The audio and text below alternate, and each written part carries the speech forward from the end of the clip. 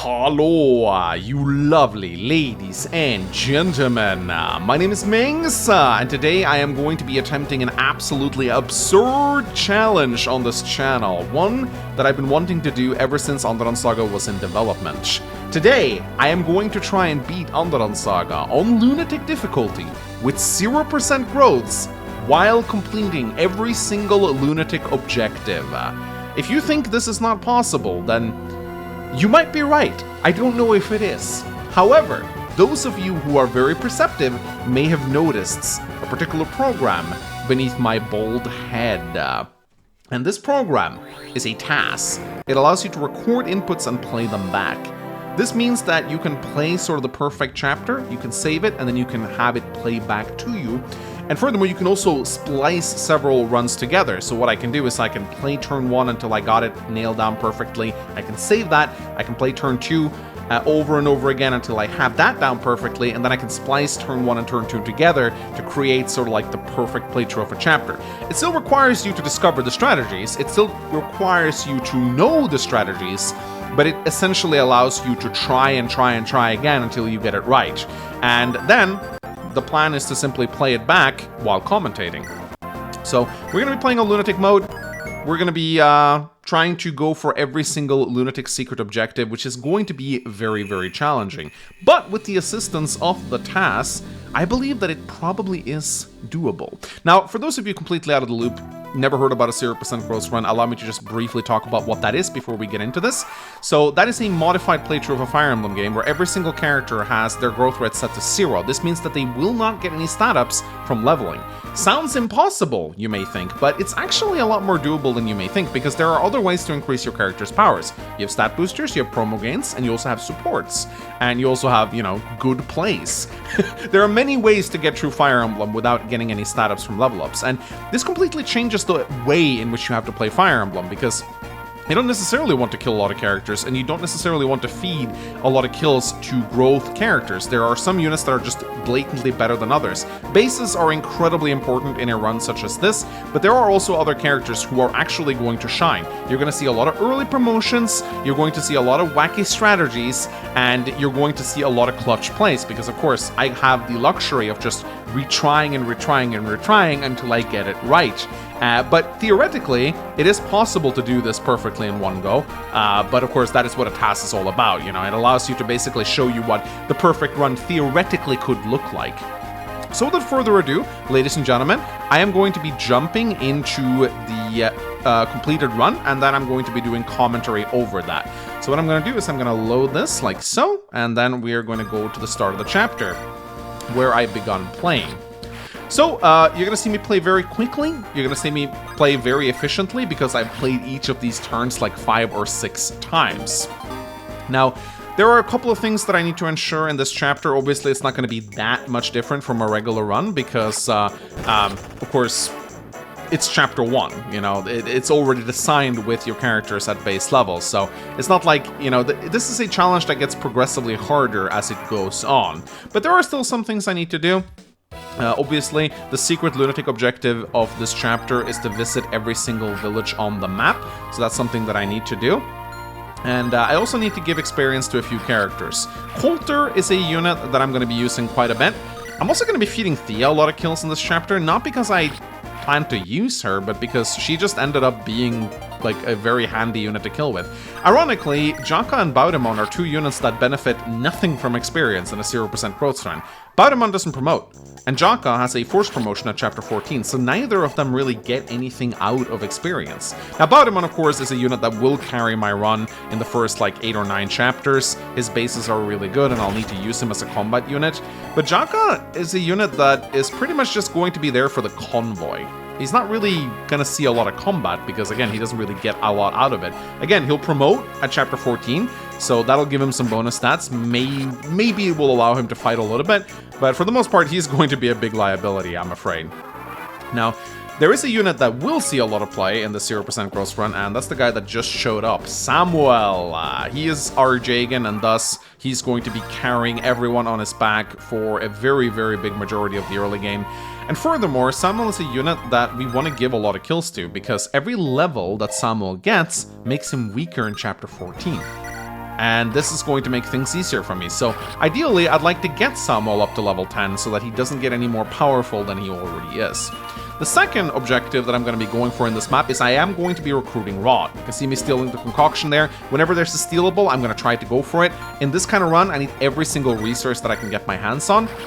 So I'm going to be trying to stealing every single stat booster, every single concoction, everything that I can get my hands on. But as I said, I'm going to be recruiting Rod. This requires you to attack him with Rod and Thea and have Rod survive.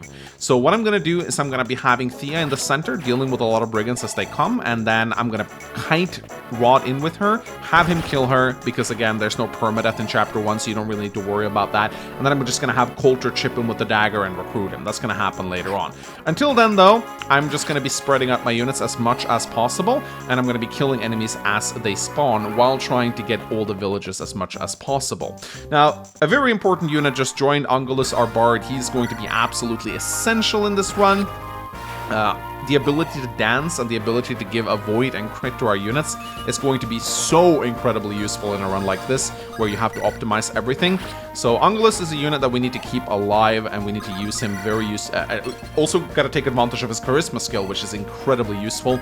So every little bonus is needed in a 0% growth run. That's why I'm very fascinated by these, because it forces you to utilize absolutely everything in your toolkit. Now I'm placing Thea on a barrel right there. She's going to be dealing with most of the reinforcements that come from the center. Coulter got a level there, that's very good. We want to get him to level 10. I might early promote him with the Master Seal in Chapter 6, we'll see. And Samuel is actually just going to be hanging out in the corner, killing brigands for the most part, while Lunatic is visiting villages. Now Lunatic is a unit that I wasn't quite sure whether or not I would promote her or not. In theory, it sounds useful to promote her to a Valkyrie at level 10, where she can fight a little bit, and it also gives her some more movement. But her base magic isn't very good, so her rescue and physic range is never really going to improve that much. I think there are other units that might be better staff bots in the late game, like Harriet, for example, or some of the pre-promoted units.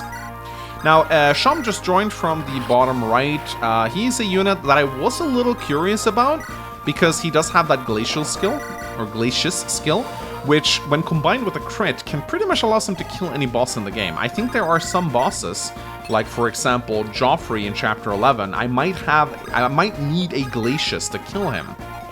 So for that reason, I am going to try to train Sham. I'm going to try to give him some kills. I'm not sure if it's going to be worthwhile, but getting him to level 10 and then promoting him to a Sage, there might be some merit in that. We'll see. He's one of those characters that I will definitely keep a lookout for, because I think there might be some strategies that have to involve rigging a Glacius to win.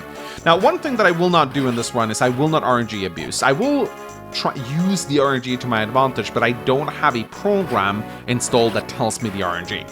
And you won't see me cursor dancing either. I won't be doing it. I simply won't be doing it. I think that's cheating. I don't like that. However, I will be playing over and over again until I get the right sequence of numbers and use that to my advantage. So a little bit of RNG abusing maybe, but I won't be like literally looking at the RNG. Now, Rod just went active. This is signified by him starting to talk, so this means that he will start charging at you. This is good. This saves us some time. Now, Baudemon is busy just cleaning up some stragglers in the bottom left. I used a concoction here. I didn't actually need to do that, because this mercenary will actually end up missing Baudemon. So if I really wanted to optimize the run, I probably could have gone back, not used the concoction, and replayed, but I was like, it's just a single concoction. It's not really a big deal. Sham is going to visit the village. I think there are only one village left to visit after this, and that is the village to the left. I also need to visit the tavern in the center, but I do get that eventually. Additionally, I also need to keep these two green units alive, so I get the talisman at the end of the chapter.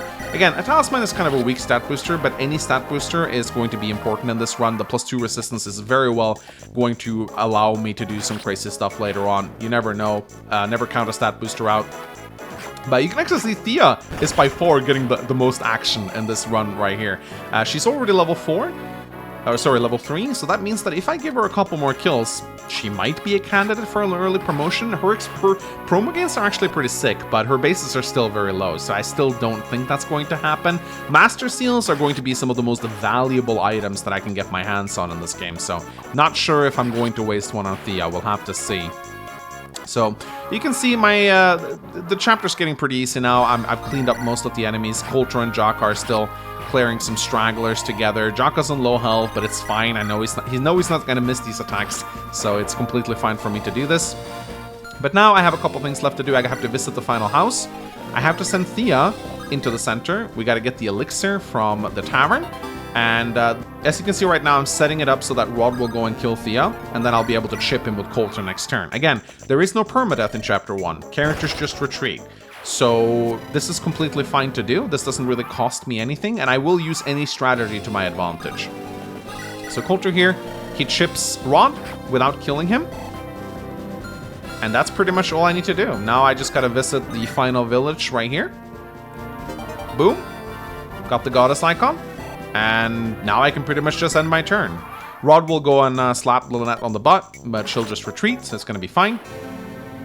And that is Chapter 1 completed. With every single secret objective, I got Rod. And yeah, that's Chapter 1. Even got the talisman from the green units. So, ladies and gentlemen, do you think I'll be able to do this series while being assisted by the TAS? I'm curious to see if it can be done. I think it may be doable, but it will require me to pull off some insane strategies. It will require me to hoard stat boosters. Any advice that you can give me, any like tips, any characters you might think I should invest into, I'd love to hear in the comment section. And I'm actually still a little bit undecided on whether or not I should go Dawncaller or no Dawncaller. I'm leaning towards going Dawncaller because I think Dawn is going to be very essential in the late game, but I also would love that Lumina staff. So again, let me know in the comment section, what should I do to get through this run? I do have the benefit of a TAS, but that doesn't mean it's possible. I know it's been done on hard mode, but Lunatic is a completely different beast, so we will see. Anyway, ladies and gentlemen, if you enjoy the series, if you want to see more, leave a like and a comment. It really helps out the channel a lot. I will see you guys next time. Bye-bye.